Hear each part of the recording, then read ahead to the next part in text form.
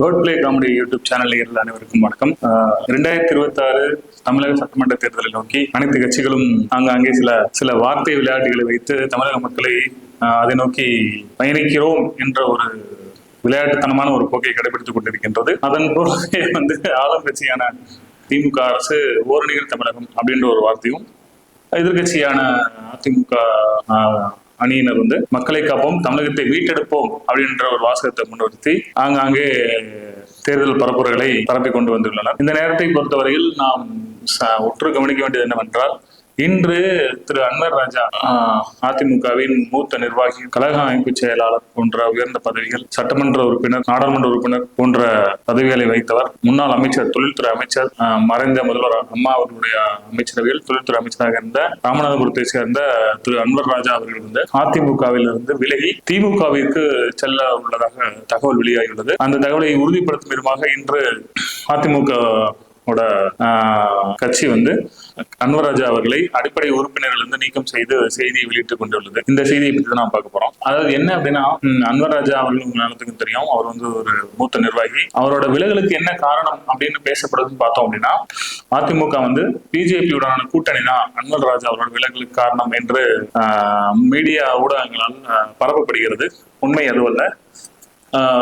ஏனென்றால் இதற்கு முன்னதாக அதிமுக கடந்த சட்டப்பேரவை தேர்தலில் பிஜேபியுடன் கூட்டணி தேர்தலை சந்தித்தது. அப்போது அன்வர் ராஜா அவர்கள் அந்த கூட்டணியில் தான் அங்கம் வகித்தார். பிறகு நாடாளுமன்ற தேர்தலில் இரண்டு கட்சியினரும் வெவ்வேறு கூட்டணி அமைத்து தேர்தல் சந்தித்தது. அப்பவும் அவர் கட்சியில் தான் இருந்தார். அதாவது மீடியாக்கள் என்ன சொல்லுது அப்படின்னா, அன்வர் ராஜா அவர்கள் பிஜேபி கூட்டணி அமைத்தனால், கூட்டணி அதிமுக அமைத்ததால் கட்சியிலிருந்து விலகி அவர் சென்றதாக சொல்லப்படுது. உண்மை அதுவல்ல.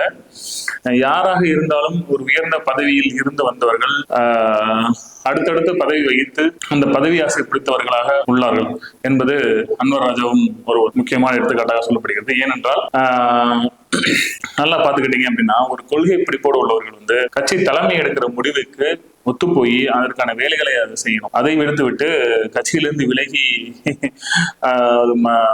எதிர்கட்சியினர் போய் தஞ்சம் அடைவது என்பது ஒரு ஏற்றுக்கொள்ள முடியாத ஒன்று. அவரு அப்படி தஞ்சம் அடைவதாக போவதால் எதுக்கு திமுகவை தேடி போக வேண்டும்? எவ்வளவு பிற கட்சிகள் இருக்கு இல்லையா? மத சார்பின்மையான கட்சிகள் எவ்வளவு, மதசார்பற்ற கட்சிகள் எவ்வளவு இருக்கு இல்லையா? அந்த கட்சிகள் போய் சேரலாம் இல்லையா? ஏன் அவர் அங்கும் வைத்த அவரு மதத்தை சேர்ந்த எவ்வளவு முஸ்லீம் கட்சிகள் இருக்கு, அங்க போய் சேரலாம் இல்லையா? எதுக்கு திமுகவோட போய் சேர்றாரு அப்படின்னா, ஒரு பதவி வெறி, பதவி ஆசை அப்படின்னு தான் சொல்லலாம். இது நம்ம எல்லாரும் நன்றாக கவனிக்க வேண்டும்.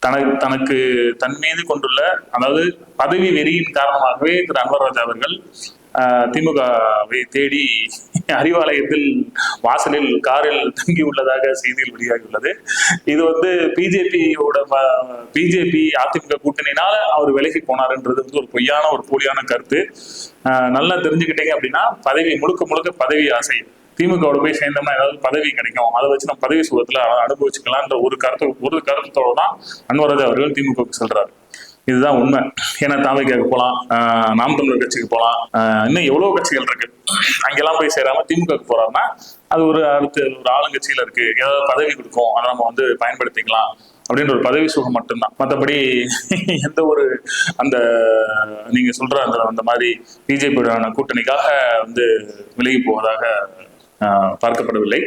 இன்னொன்னு என்ன சொல்றோம் அப்படின்னா, நீங்க கடந்த அதிமுக அமைச்சர்கள் உள்ளவர்கள், செந்தில் பாலாஜி ஆகட்டும் சரி, தங்கம் தமிழ்ச்செல்வன் ஆகட்டும் சரி, போன்ற முக்கிய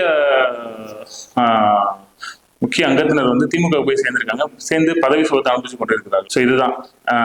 ஸோ ஒருபுறம் எடப்பாடி பழனிசாமி அவர்களுடைய இந்த மூத்த நிர்வாகி போய் திமுகவோட சேர்ந்திருக்கிறது பார்க்கணும் அப்படின்னா, ஒரு எடப்பாடி பின்னடைவு தான் சொல்லலாம். ஏன்னா ஒரு ஆளும் மிக்கவர் அப்படின்னு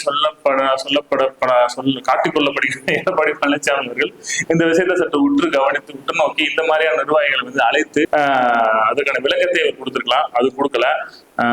சோ இன்னொரு சாரர் என்ன சொல்றாங்க அப்படின்னா, வயதானவர்கள் போனார்கள், இது எங்களுக்கு ஒன்றும் பெரிய இழப்பு இல்லை அப்படின்னு சொல்றாங்க.